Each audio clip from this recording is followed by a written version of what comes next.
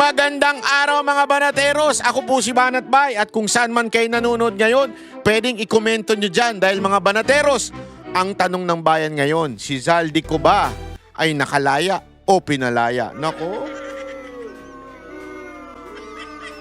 Kasi ang unang dating sa publiko parang nahuli na daw, sabi ni Marcos. Akala ko nahuli. Tapos ngayon ay nagkaroon ng habulan. Ano ba yun?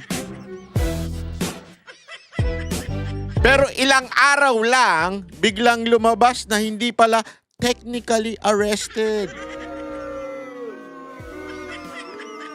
Auntie Claire, palpak ka talaga dito. At ayon sa reports, may issue pa sa proseso o dokumento kaya nakalusot sa kustodya ng Chess Republic. Chess as in yung dibdib.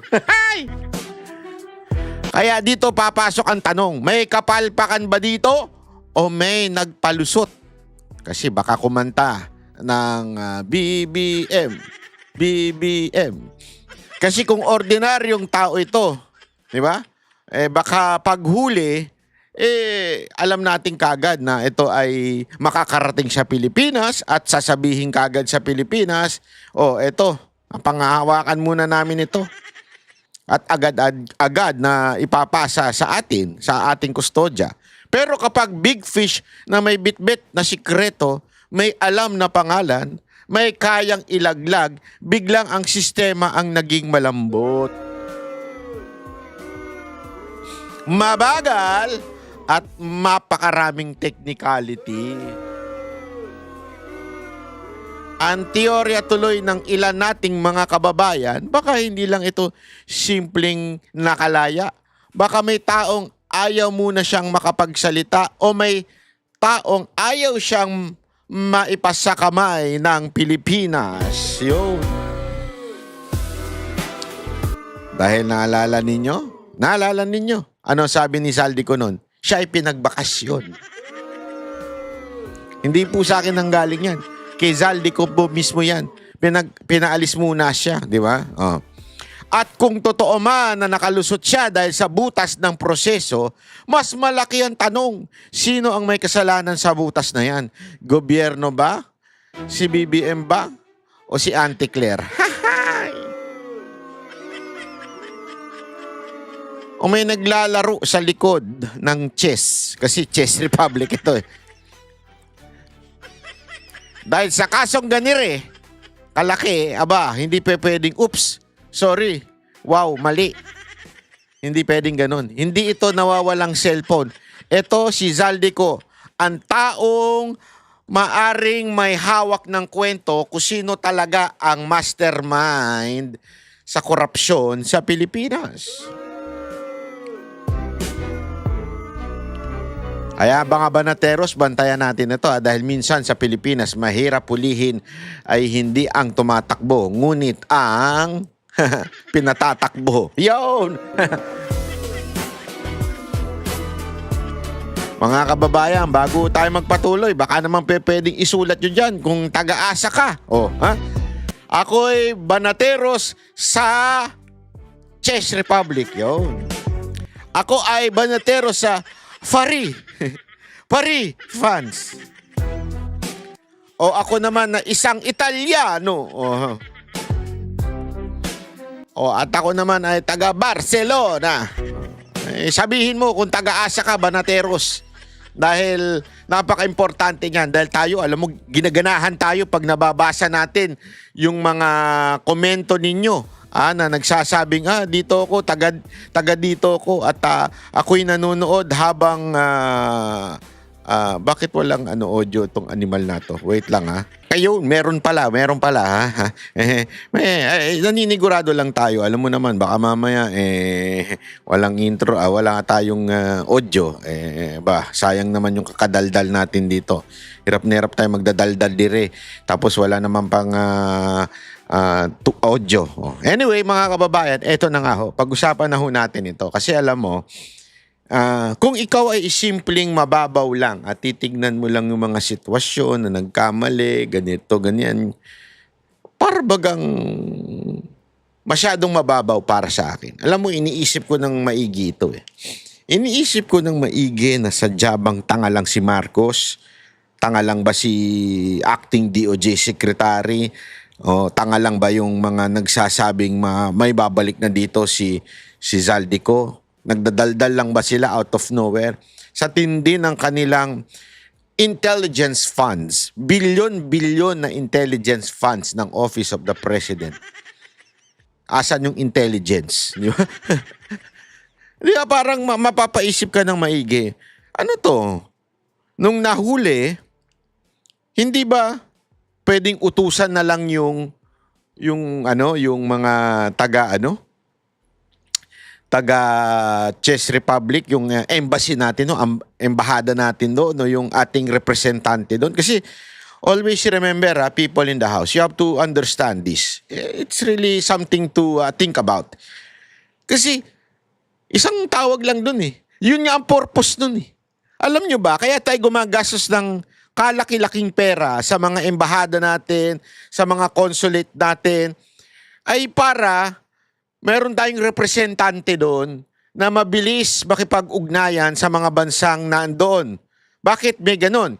Kasi alam naman natin na maraming OFW, maraming mga Pilipino na nagtatrabaho sa iba't ibang bansa. Kaya nga tayo may sariling mga consulate, may sariling embahada para makipag-ugnayan doon sa bansa na yun. At yung embahada na yun, kung sino man ang head nun, ay alter ego ng presidente o representative of the president. Kaya nga ang turing sa kanila, diplomat eh. Kasi whatever you do to that person, to that ambassador, para mo na rin ginawa doon sa presidente nung bansa na yon. Halimbawa, kung atin pong tinarantado yung ambassador ng Amerika, para mo na rin ginawa yung kay Trump. Kasi yun ang kanyang yun yung kanyang representante. Being an ambassador, di ba? Napaka-importante niyan, mga kababayan. So, ang dali naman po na tawagan ng ating DFA at utusan yung ating ambassador doon o yung ating consulate doon at sabihin, psst, tanong nyo nga sa gobyerno ng Czech Republic, bakit may nababalita kaming ganire? Ba't hindi totoo ba ito? Ano ba nangyari? Anong katotohanan? Umabot na mahigit 1 linggo. Di ba? Tsaka pinaalis yung ating acting secretary. Dito, walang kasalanan si acting secretary. Linawin ko lamang po. Kasi inuutusan lang naman yan. Although enjoy siya, syempre. Nasa Europa siya. Di ba? Kasama niya pa yung mga iba niyang kasamahan. Enjoy sila doon. Di libreng bakasyon na rin yun. Di ba? Gayun pa man, wala siyang kasalanan kung nakalaya yung si Zaldico. Pero kasi ang tanong doon, di ba, sabi ng presidente, nahuli. Di ba? Nahuli. Ibig sabihin na nahuli, nasa kustodiya ng Czech government. Di ba? Nasa custody nila. Kung nahuli pala at nasa kustodiya nila, bakit nakawala? Bakit napawalan? Ang daming tanong ngayon eh. Nakawala ba siya? O pinawalan siya? O pinalaya siya? Ano nangyari? Pwede namang agad-agad sabihin kasi imposible naman po na walang kaalaman at lalong-lalo na sa panahon ng social media. Sigurado naman ako nung nahuli nila si Zaldico at nakita nila yung kung ano mang dokumento ay ding may hawak si Zaldico. Titingnan nila anong pangalan nito, ganito, pakpak. I-research nila yan eh. Sino ba ito? Bakit ganito to? Anong meron to? 'Di ba? Imposibleng hindi nag-research yung Czech Republic. Kasi nga, ako nga lagi ito sinasabi. Manood po kayo ng mga tungkol sa pagkuha ng visa sa Amerika. Hindi lamang po sa Amerika, pati sa ibang bansa. Wag na wag kayong magsisinungaling ng paglagay ng social media dyan doon. Kasi titignan yan. Malalaman nung magi-interview sa'yo kung ano talaga ang tunay mong trabaho, ano ginagawa mo, may kakayanan ka ba? Malalaman yan. Kilala ka. di ba naikwento ko nga sa inyo nung nagpa-interview tayo sa isang, hindi ko na lang babanggitin ha, may nag-interview sa atin isang embahada nung kumuha ako ng visa. Abay, nalaman niya, ako si Banatbay. Hindi ko to biro kasi nga nakalagay doon. Nalagay ko Banatbay. Oh. So alam niya kagad yung background ko. Alam niya. At ganun din po, nung ako po'y pumunta doon sa bansa na yun. Ginugil kagad nung immigration. Kasi ang dali nang malaman ngayon kung sino yung tao na pumapasok sa kanila, kung sino yung tao na nagpapa-interview sa kanila. Kaya medyo mas mahirap pag sinungaling ngayon. Sasabihin mo, yayamanin ka, tapos pag nakita nila sa social media mo, ay, hindi to yayamanin, social climber lang to. Ganun na, di ba? Alam mo ibig ko sabihin? So, sa tingin ninyo, nung nahuli yung tao na yon, sabihin na nating naharang. Kasi ang gulo ng termino nila eh. Iba-iba yung termino eh. Naharang. Sigurado ko, magre-research yun. Sino ba ito? Ano ginagawa nito? Buong pamilya kasama. Diba yun na napapabalita, buong pamilya. So pag nakita kagad nila, uy, malaking issue to Government official to Diplomat ito. Remember, red passport ang mga congressman. Tandaan ninyo, sigurado ko, nalaman nila na itong tao na to ay BBIP. Very, very, very important person. Diba? Sure yan. Agad-agad yan, sigurado ko, ang makikipag-ugnayan yan sa ating konsulado o sa ating embahada sa Europa. Di ba? Para ano ba ang meron dito? Ano ganito? Kaya nga hindi ko maintindihan yung sinasabi nilang, sino ba to? Anong nangyayari? Bakit tila merong problema? Di ba meron tayong ganun eh? Masyado tayong clueless sa nangyari. Tapos, all of a sudden, tingnan nyo to tingnan nyo to maigi. All of a sudden, pinapunta yung acting DOJ secretary.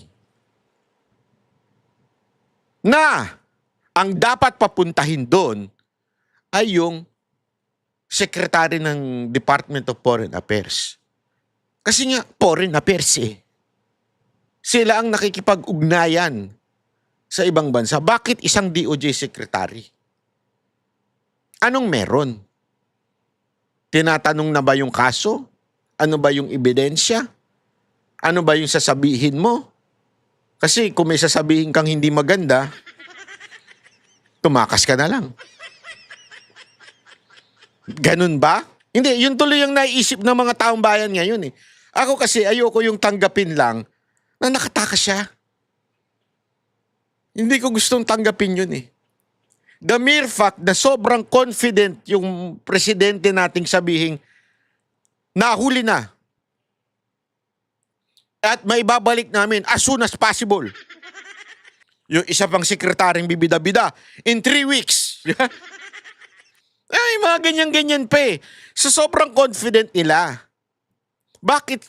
Sabi nga ng isa kong kaibigang napakagaling na media personality, sabi niya, mukhang hinihilot, mukhang nakausap, tapos tila hinihilot nila yung mga pangyayari. Ano ibig sabihin ng hinihilot? Binabago yung kwento. Di ba? All of a sudden, biglang sinabi ng DOJ, let's not use the word arrest. Di ba? Tapos, all of a sudden, biglang magpapalusot na nahuli. Ay, hindi naman ibig sabihin, arrest. Tapos, at the same time, biglang nawala na. Ganun lang ba kadali yun na nawala ng bigla-bigla? Kasi, kung ganun pala, abay sobrang tanga naman ng presidente natin. Sagad sa butong katangahan, pagiging inutil. Kung ganun. Kaya nga ako medyo sabi ko nga, ganun ba siya ka-inutil talaga? Pwede. Posible. Diba? Pwede. Pero grabe. Isang tawag mo lang doon sa ating representante sa Europa. Malalaman niya na agad-agad. Kinabukasan.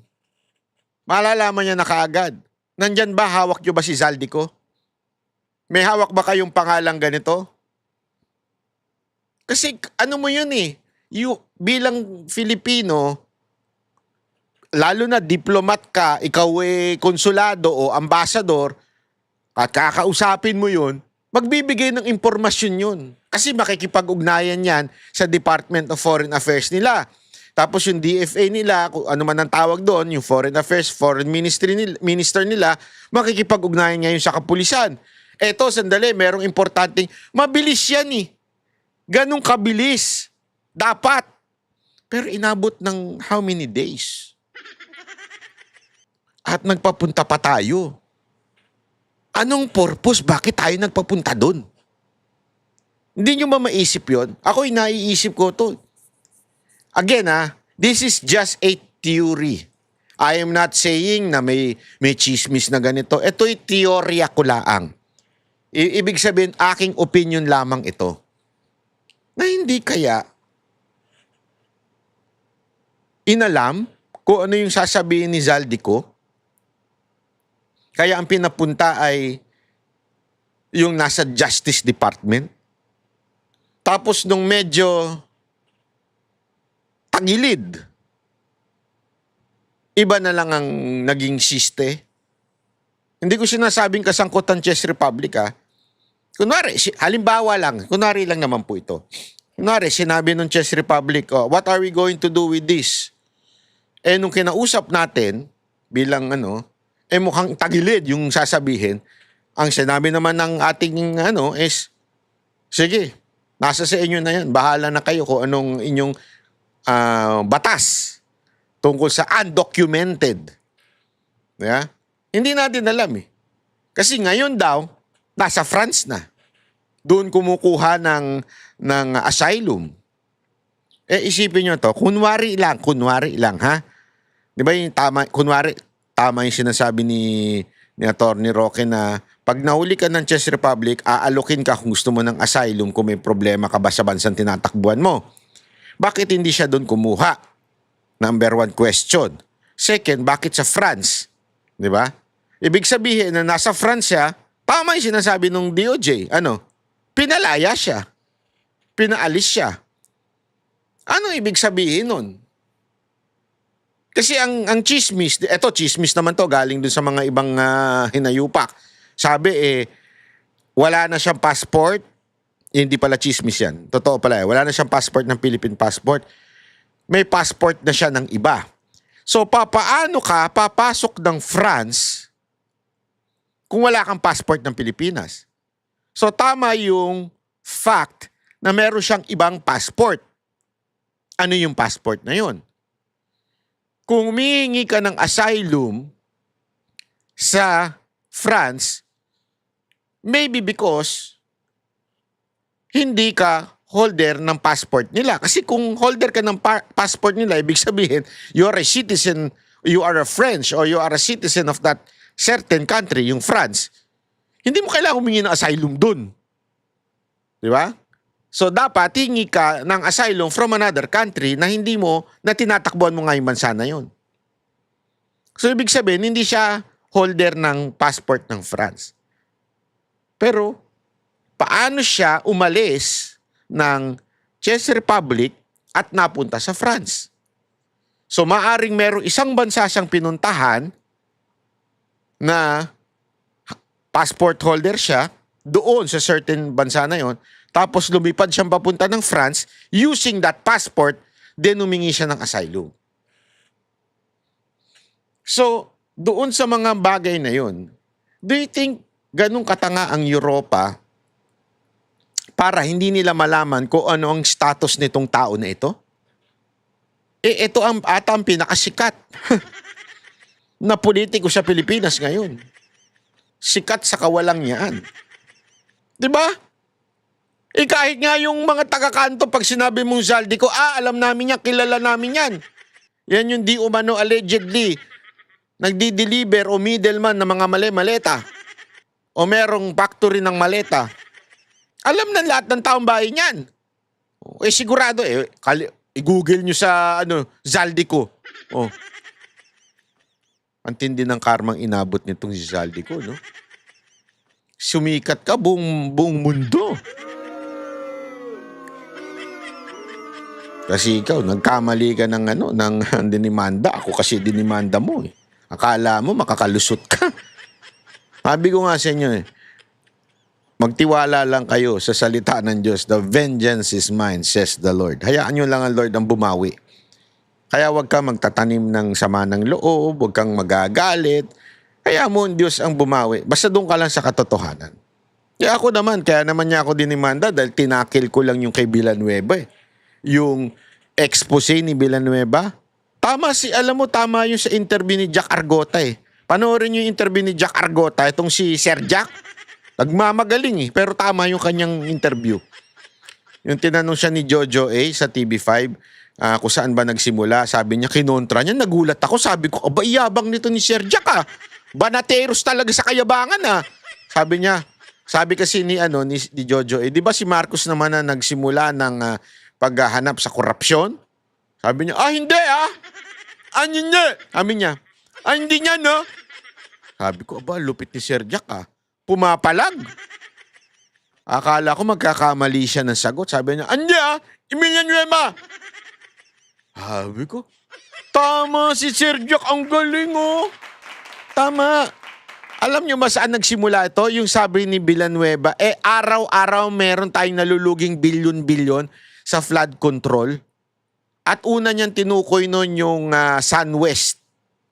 Yung kumpanya daw ni Zaldico.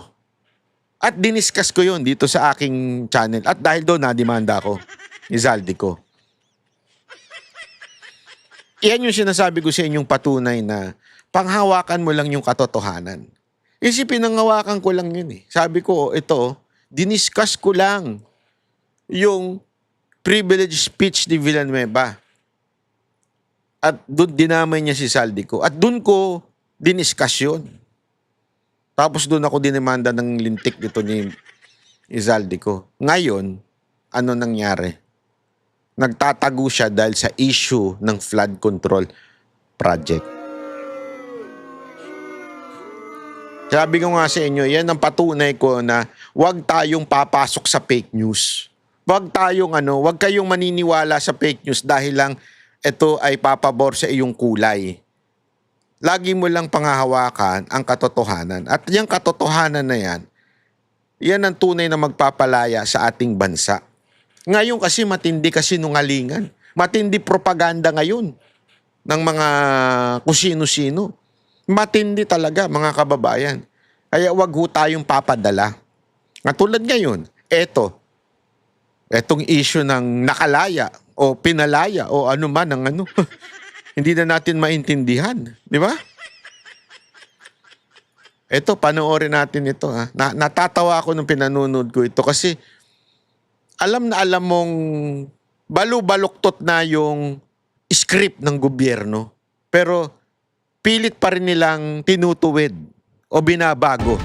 Pasuna ang passport na hininalang ipinakita ni dating Congressman Zaldico noong nagtangka siyang pumasok sa Germany mula sa Czech Republic. Ayon po yan sa DFA. At kanselado naman ang dalawa pa niyang passport. Naisumite na rin ng Philippine Center on Transnational Crime ang mga dokumentong kailangan para sa paghingi ng Interpol Red Notice laban kay Ko. Saksi, si Marie Zumali. What is his status right now? Is he free? The exact information, he is no longer within the territory of the Czech Republic. So he's free. He is not detained. He is not detained, so he is free. Yes. Kumpirmado, wala na sa kustodiya ng Czech authorities si dating Congressman Zaldico at wala na rin daw siya sa Czech Republic. Zaldico is no longer in their custody. Mismo si Acting Justice Secretary Frederick Vida ang nagbalita nito matapos ang pulong niya sa Czech Minister of Justice, Deputy Minister of the Interior at Deputy Minister of Foreign Affairs Lunes ng hapon dito sa PROC.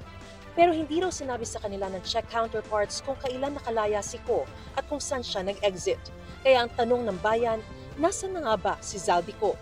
Base sa anyay intelligence sources, nasa Schengen area pa si Ko. Pero hindi niya masabi kung saan sa 29 na bansang kasama sa Schengen area.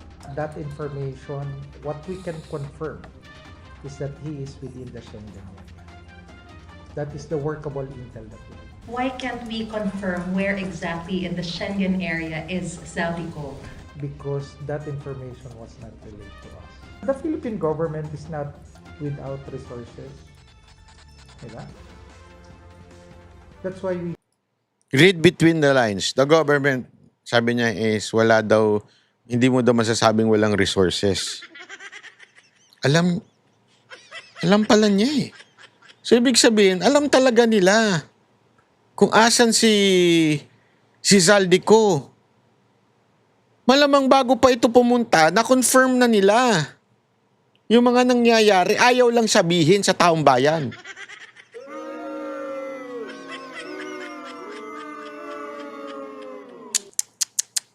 we get all this particular information. 4 na katabing bansa ang pwede niyang puntahan by land, ang Poland, Slovakia, Austria at Germany.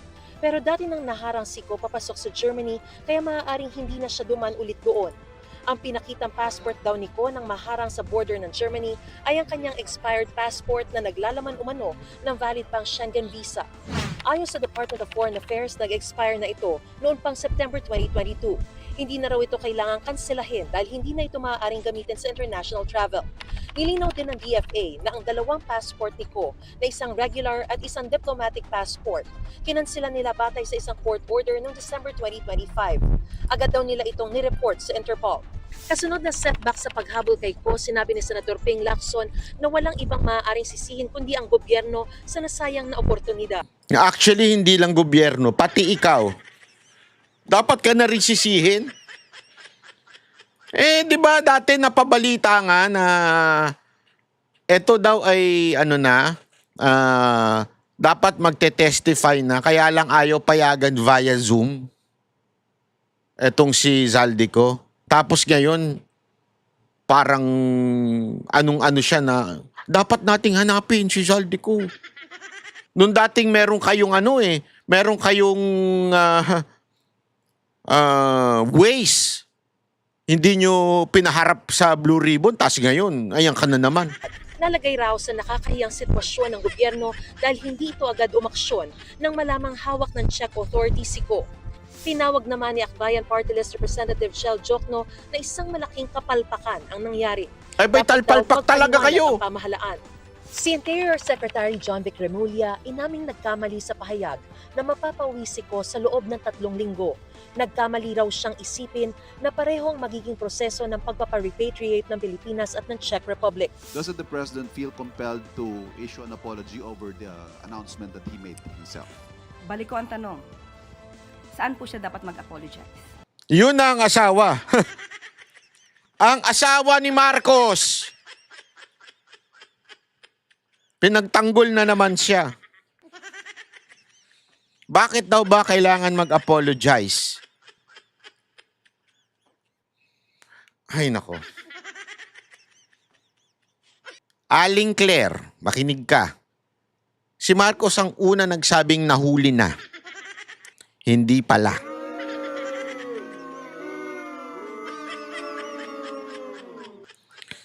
Kasi pag nahuli, pag sinabi mong nahuli, hindi ibig sabihin walang kasalanan ginawa yung tao.